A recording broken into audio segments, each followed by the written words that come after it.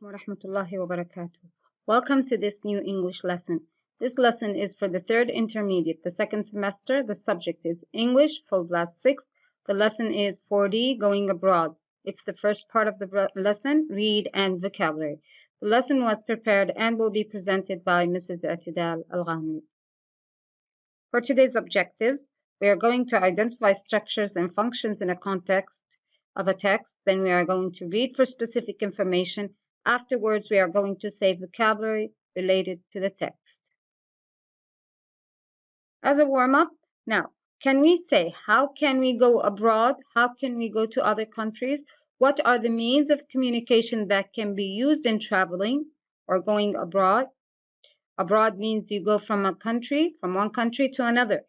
See? So it's like traveling, okay? So we go through planes or by planes, we go by cars, we go by ships, okay? We can also go by trains. We have a fast train like the ones the one they cruise through in Europe, okay? Very good. Okay. Now, we are going to listen. What do the verbs in bold mean? Match them with the pictures from A to H. So the words in bold are these, the words that are a bit darker than the other words. So what do they mean? And then we are going to match them with the pictures. But first, listen carefully to these phrases. 4D. Going abroad. 1. Vocabulary. Listen. What do the verbs in bold mean? Match them with the pictures A to H. 1. Ted waved goodbye to Gordon. 2. My grandfather hugs me whenever he sees me. 3. Do people in your country shake hands when they greet each other? 4. Hamid met his brother at the bus stop and they kissed each other on the cheek. 5. Harry nodded to show that he agreed with Mark. 6. Japanese people bow when they want to greet someone. 7. There's Harry, said Liam, and pointed to a boy who was walking past. 8. Smile, I want to take your picture. Okay, so look at the pictures. Look at these two pictures. We're going to match them with the correct phrase. Okay, so picture A. We have two boys. One is smiling and the other is holding a camera in his hand. Usually we take pictures with cameras. Very good. So A is very good. Smile. I want to take your picture. Very good. Excellent. Okay, so A is 8. B, what are they doing? Yes, they are bowing. So Japanese people bow when they want to greet someone. This is the way they greet someone. Very good. So we have B is 6. Excellent. Now, look at C. What are they doing? Yes, they are shaking hands. So do people in your country shake hands when they greet each other? They shake hands. This is how they shake hands. Very good. It's 3. Okay, let's see exercise D. What are they doing? Okay, you see his head, you see the arrows, it's going down and up and down. So it is nodding. Yes, when you move your head up and down, it's a nod. Very good. So it's 5. Harry nodded to show that he agreed with Mark. Excellent. Great job. Okay, now look at E. What is this old man doing to this young boy? He's hugging him. Yes, it's a hug. Yes, so my grandfather hugs me whenever he sees me. Very good. Okay, this is what we call a hug, number 2. Okay, now look at F. What is he doing? Look at his finger here. He is pointing. Yes, he's pointing. So that's Harry, said Liam, and pointed to a boy who was walking past. Very good. So F is 7. Great job. Okay, now look at these two men. They are brothers. They are kissing. Yes. So Hamid met his brother at the bus stop and they kissed each other on the cheek. There you go. They are kissing on the cheek. Very good. 4. Now, look at the boys here. He's leaving. So they're saying goodbye using the hand gesture, which is a wave. Yes, it's called wave. Very good. So it is, which one? Ted waved goodbye to Gordon. Very good. There you go. It's 1. Excellent. Great job. Okay. Now, below are some travel tips. We're going to listen and then we're going to read and discuss it thoroughly. Okay, listen carefully. This is the reading part. Listen carefully. Travel tips. Cultural differences. Before you travel to a foreign country, it is a good idea to learn a few things about the customs and gestures of the people. These may be very different from yours, and if you're not familiar with them, you might make a fool of yourself or even get into trouble. Okay, so here they tell you that before you go to another country, you should learn some of their customs because each country has its own traditions and customs and gestures and movements that indicate that they are from that country. Okay, let's start for the first country. It is Saudi Arabia. Okay, listen carefully. Saudi Arabia. Many Saudis offer their guests a delicious qahwa or Arabic coffee, which they pour from a special coffee pot which is held high above the guest's cup. What most foreigners don't know is that your host will keep pouring coffee until you let him know you don't want any more. You do this by shaking the cup from side to side.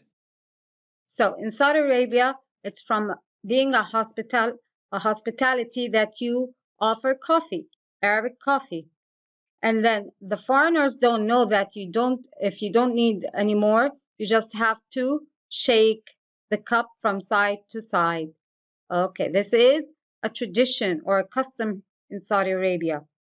Okay, so let's see the second country. It's China. Let's hear what do they have in China. China. Greeting in China is usually a slight nod and a bow. Also, it is polite to offer a gift to a Chinese host when you visit. However, hosts will often refuse the gift many times before accepting it. Okay, so in China, you have to move your head slightly, you nod your head, and then you bow with your body. Okay, so it's a slight a head movement and a body bow. Okay, it is polite.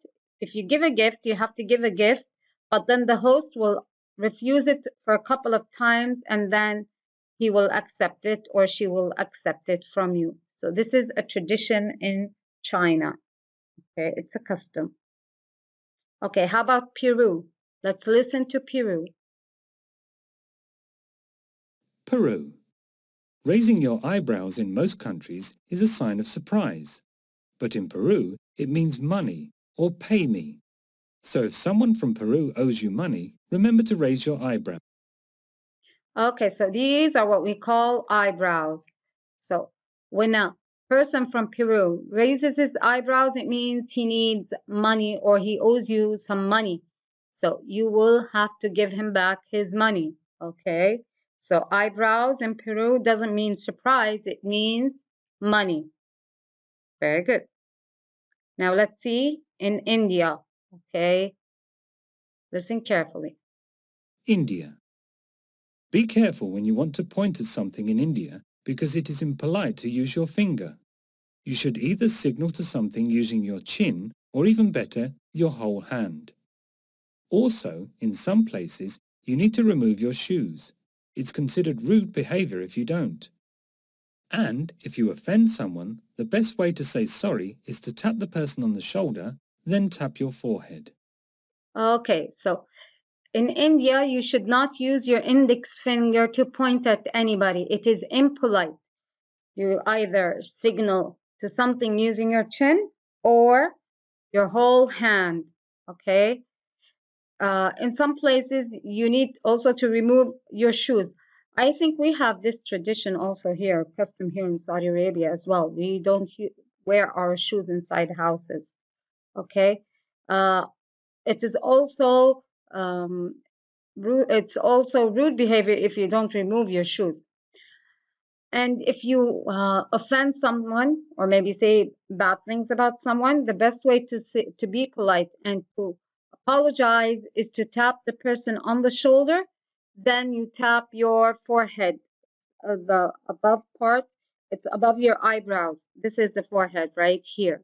So you tap first on the shoulder, on the person you want to apologize to, and then you tap your own forehead.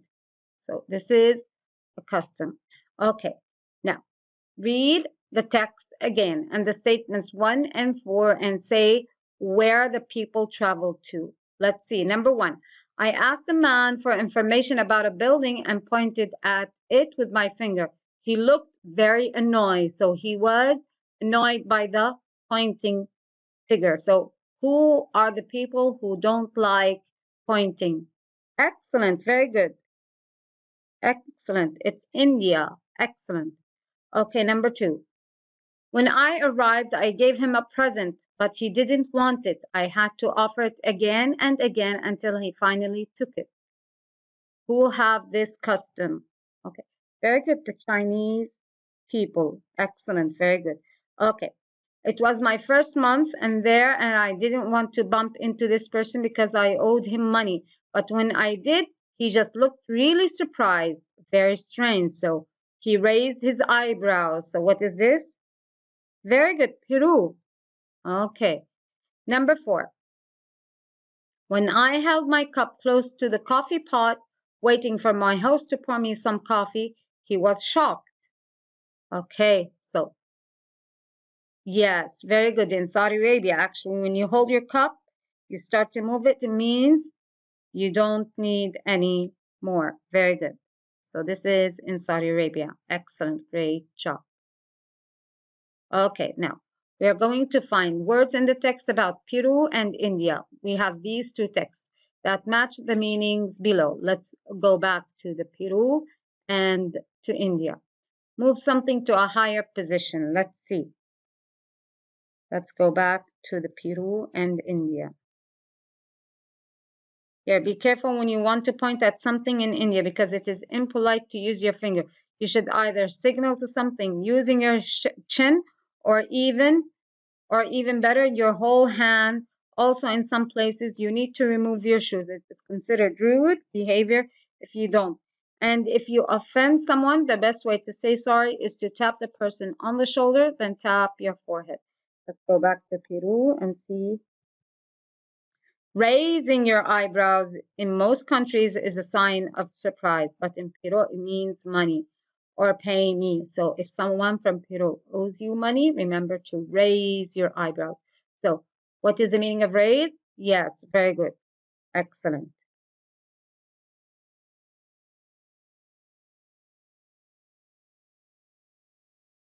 Move something to a higher position, it is raise. Okay. The part of your head, of your face above your eyes. Yes, very good. It is the forehead. Yes, in India, you have to tap your forehead to say sorry after tapping the shoulder. Very good. Have to give money to someone because you borrowed it. The word, oh, very good. In Peru, yes, when you owe them, they raise their eyebrows. You have to raise the eyebrows in asking the money. Very good. Great job. Okay. Make people understand by sending a message or sign. What do you use? Yes, in India, they don't like pointing. You have to send a signal. Very good. Signal. The part of your face under your mouth. What do you have? This pointy part is called a chin. Very good. Chin. To be rude and unpleasant to somebody. Yes. To be offensive. Offend. Yes. Very good. To hit quickly and lightly with the fingers when you, yes, very good. In India, you tap the shoulder, tap. Yes, very good. Great job. Okay, now let's see. We are going to read again and write T for true, F for false, or NM for not mentioned. Gahwa is served in small cups. Yes, this is true. Very good. If you don't make a specific gesture, your Saudi host won't stop pouring coffee. Yes, very good. Excellent. Okay. Chinese people will only accept certain types of gifts. Did they say anything about this? Very good. So it's not mentioned. They will keep on refusing for several times, and at the end they will accept it. There's a Peruvian facial expression which tells someone they owe money. Very good. They raise their eyebrows. Yes, it's true. Never point at something with your whole hand in India. Actually, yes, it's false. You never point with your finger, but you use your whole hand. Tapping an Indian person on the shoulder will offend him or her. Actually, this is the way you apologize. Okay, great job. Very good. So it's a false statement. Okay, to sum up today's lesson, we identified structures and functions of a context in a text, then we read for specific information, and we said vocabulary related to the text. Today's references were Full Blast 6 Students Book, Full Blast 6 Teacher's Guide, Full Blast 6 Audio, and Google Clip Arts for pictures. Thank you for attending today's lesson. Hope you had fun and enjoyed. See you next time.